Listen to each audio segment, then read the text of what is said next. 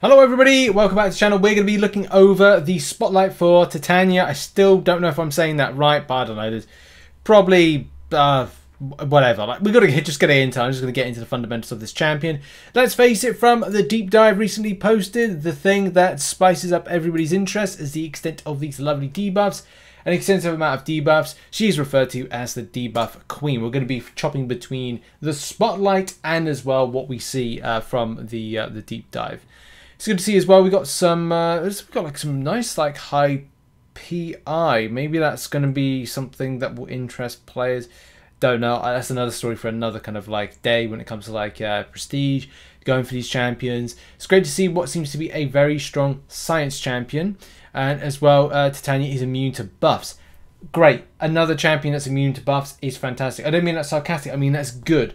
Because a lot of the times going up against certain nodes like Power Flood, and a lot of times when Kabam create problems, they also down the line create champions to fit those particular solutions. That's why I think a lot of champions are going to be solutions in the next foreseeable year to easy, cheesy versions of takedowns for the likes of Cytalis in Act 8.1.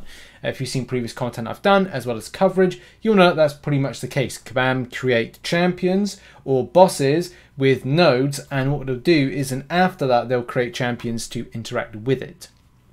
So what else? Developer notice buff immunity means that Titania can benefit from many nodes, but also means that she can get around buff punishment playstyle like Mystics, Man Thing, Dr. Voodoo, Simply Supreme as well. It's kind of like name is there as well.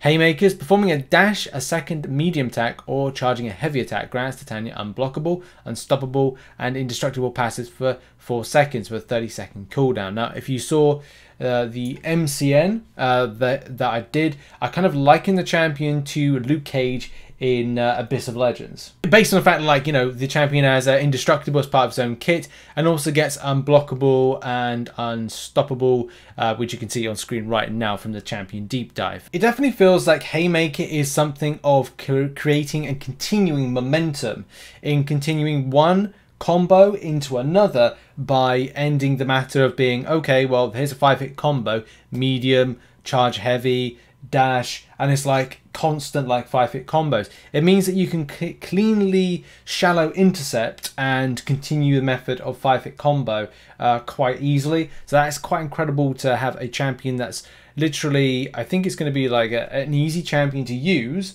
and as well an easy champion to keep momentum up when it comes to, like, you know, repeating damage, going into special attacks, redoing combos. Yes, there is a time limit for the extent of refresh on the cooldown, but at least to say for at least 4 seconds, you can get yourself some like really nice momentum going. Now, with great debuffs off of the SP3 also comes great weakness. And that's going to be the big question about counters for it, as it says here that Titania relies on building up a ton of Fury's effects by ramping up her damage over the course of the fight. Inflicting debuffs will increase her damage and make her Haymakers available sooner. A lot of the time, some of these debuff effects that are going on to the champion, they are kind of like not dot stuff, so they are going to be things that are going to be shruggable. So I'm talking about certain champions that can counter this. Shrug off champions, you've got your King Groots, you've got Crossbones. Anytime like a debuff goes on, they can shrug it off. I think that it's Karnak. I want to say it's SP2, no, it's phase 2 of Nick Fury, but I could be wrong on that one. Any champion that shrugs off debuffs, Misty Knight, Jabari Panther, I think, intercepting with Black Panther, a lot of the skill-based roster of the champions in Marvel Contest of Champions do have this as part of an encounter, which kind of makes sense for it being a class advantage type champion. And it's definitely going to be like counter champions. I'll kind of have to go like, okay, well, that's a good counter here, that's a good counter there when doing some stuff. And I'm sure some synergizations will work relatively well as well to kind of counteract this champion. But the main thing is like building up debuffs on the enemy is the way to go in order to get the Fury passives, and obviously Fury passives are going to mean lots of damage. Now, one of the things that stands out to me that I really like is having a science champion that is able to perform a stagger. Now, there are a few science champions. I'm not going to say it's just rooted to Titania, because you've got Mr. Fantastic. There's so many others that I can't remember off the top of my head, but there's several that have the stagger debuff, and it's great to see it, especially having different champion classes that retain some of the things that we go quintessentially. This has been a mystic-based debuff. But it's good to see that Titania is able to possess that particular stagger just simply by performing a heavy attack. We get stagger debuff on for 8 seconds, and that is really darn important, especially when you're going up against champions that will be, regardless of class, having a buff that springs up, and this could be quite an important thing to suppress. So having that element of utility of the various different types of debuffs based on the interaction is a big thumbs up for me to see this from a new champion coming into the game. Titania seems like a very kind of like easy to use champion, especially when you're looking at like strong SP1s, which do some debilitate as well. We've got other ones that do those physical vulnerability and as well like weakness, which again in some cases, especially when you've got Distract and other types of elements, is kind of essential. SP2s again look equally strong, but this is a ramp up champion, which look, this doesn't look like too much in the way of damage, but it will add up, especially the further you go, the further you're in the fight, the more debuffs you have on the enemy, the more physical resistance or physical vulnerability you have, and the more damage you do. It's going to be quintessential to seeing this champion kind of like do a load of damage in a very quick succession. That's going to be incredibly spicy. There's definitely a lot of utility and fun taking on regeneration champions, which you can see on screen with a fight against Mr. Sinister and as well as suppressing the likes of Wolverine. But something that gives me a little bit of a slight concern is the extent of ramp up. I mean, this particular still here, and by the way, it's just me kind of like looking at things based on what I see on screen. The ramp up right here. So first of all, Titania's up to 60 Fury passives and is doing a 29,985 crit there with all those lovely debuffs on. This doesn't give like a full kind of overview of the extent of the champion and what she can do, because she could do more than this. I just find it a little bit strange. As long as it is a case that it took 21 hits to get to that point, that's relatively good.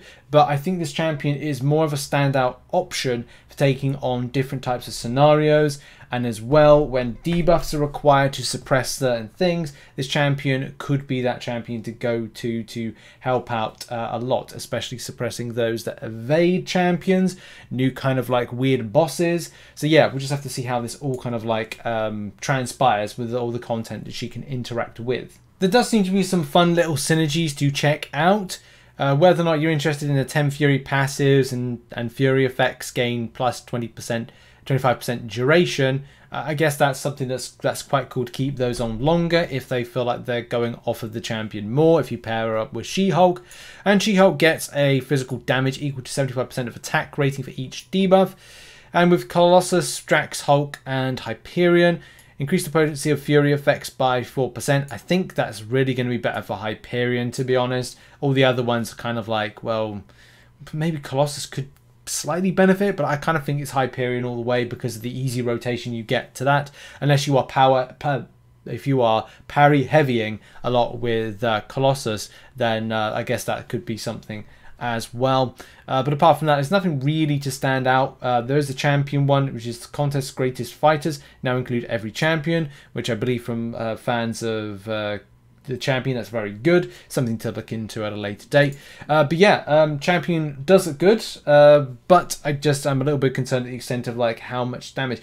Is the champion going to have more of an emphasis because there's no great need to throw the champion around SP1, SP2? Could it be a case of, I'm not saying that dispels it, but would this be a Suicide Mastery champion as a better champion version and get more of the inroads of top level of damage because you're SP3 rotating a lot more and doing a lot more debuffs? A lot more debuffs means Fury passives and those kind of things as well. So I don't know if that's going to be the case. It's definitely up for debate on that particular dissection. And before I end the video, I just wanted to go back. Like, I had a little look back on some of the footage. It doesn't seem to me that the champion has been played with Suicide Masteries, which, as I said, if you are SP3 rotating, maybe it might be more of a an advantage. I don't know. It's something that I still can't test yet, but it'd be interesting to know if then she performs better with more damage potential or bigger numbers by, you know, throwing SP3s around and kind of building up the Fury passives by that means and doing heavy attacks. We'll have to see. We'll have to see. Thank you very much for watching this video,